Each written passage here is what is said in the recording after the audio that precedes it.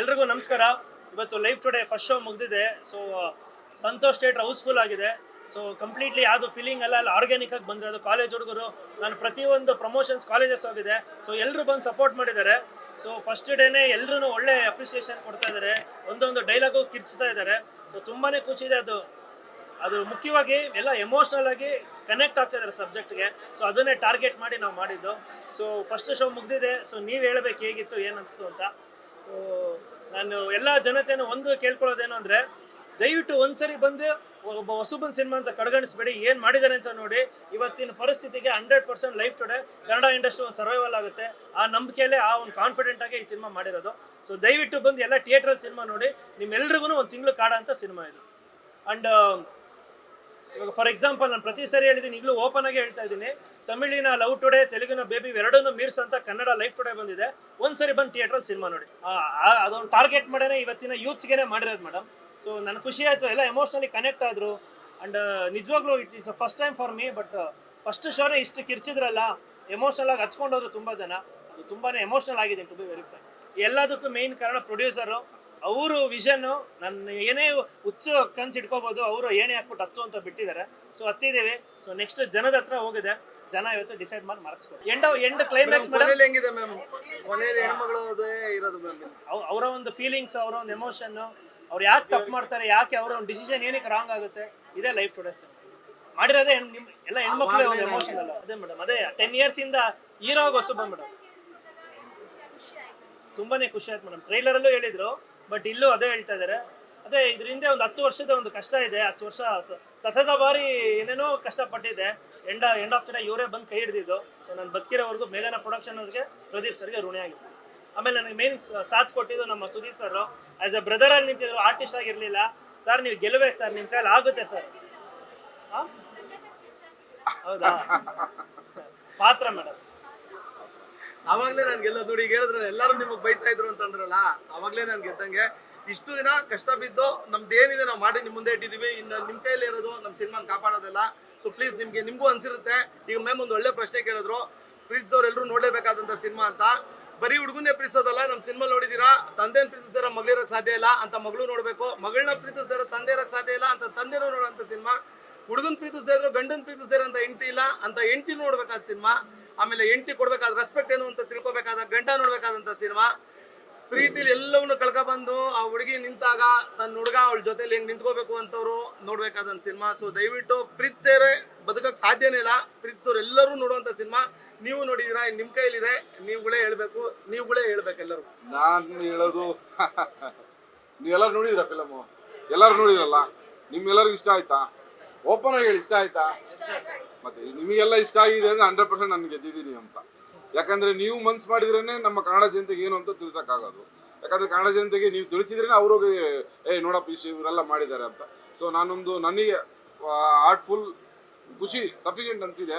ಕನ್ನಡ ಇಂಡಸ್ಟ್ರಿಗೆ ಒಂದು ಒಳ್ಳೆ ಮೂವಿ ಕೊಟ್ಟಿದ್ದೀನಿ. ಫಸ್ಟ್ ಪ್ರೊಡಕ್ಷನಲ್ಲೇ ಒಂದು ಒಳ್ಳೆ ಮೂವಿ, ಒಳ್ಳೆ ಸಬ್ಜೆಕ್ಟ್ ಮೂವಿ, ಒಂದು ಹೆಣ್ಣು ಮಕ್ಕಳ ಕಥಾಧಾರಿತವಾಗಿ ನಾನು ಕೊಟ್ಟಿದ್ದೀನಿ.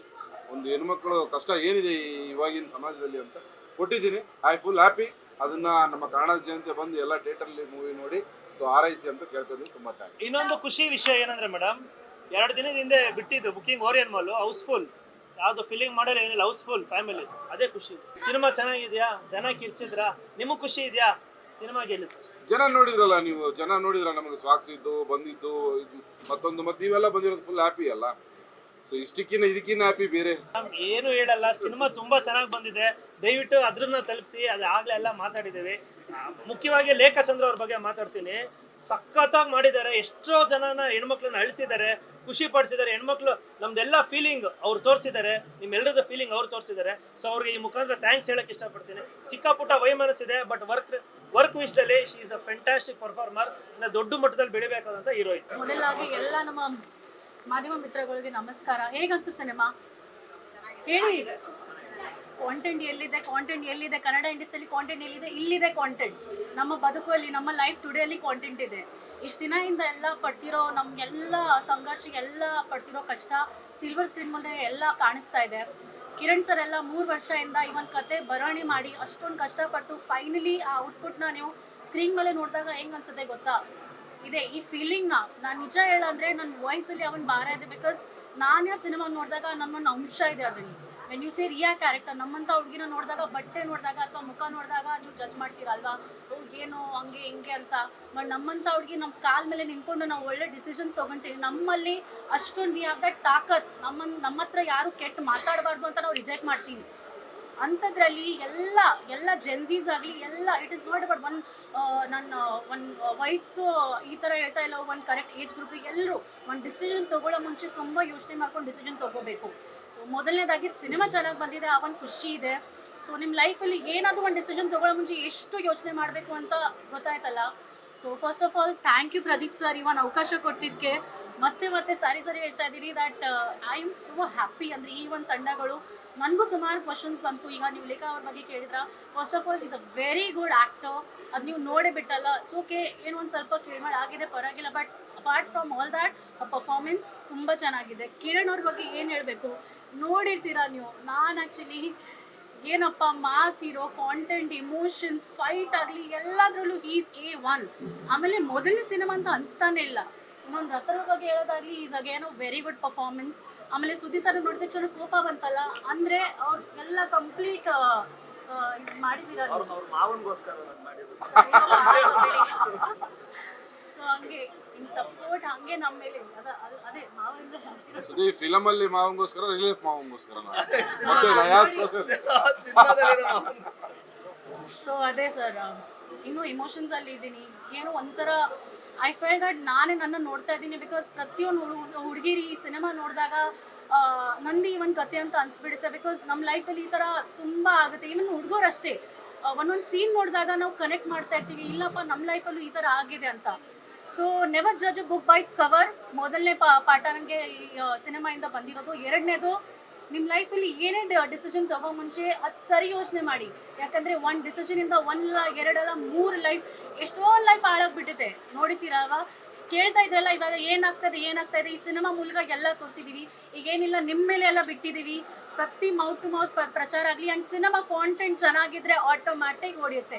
ನೋಡಿ, ನಾವು we had given one thing that ಮೊದಲನೇ ಶೋ ಹೌಸ್ಫುಲ್ ಆಗೇ ಆಗುತ್ತೆ. ನೋಡಿದ್ರಾ, ಕಿರ್ಚ್ತಾ ಇದ್ರು ಎಲ್ಲ ಜನರು. ಅಂದರೆ ಏನಪ್ಪ ಈ ಥರ ಪ್ರೀತಿನ, ಐ ಆಮ್ ವೆರಿ ಹ್ಯಾಪಿ.